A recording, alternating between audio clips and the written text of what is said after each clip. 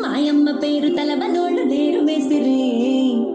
కళాకారుల ఫ్యామిలీ మరి నే కచ్చ కడితే నిద్రపోదు నిండు రాత్రి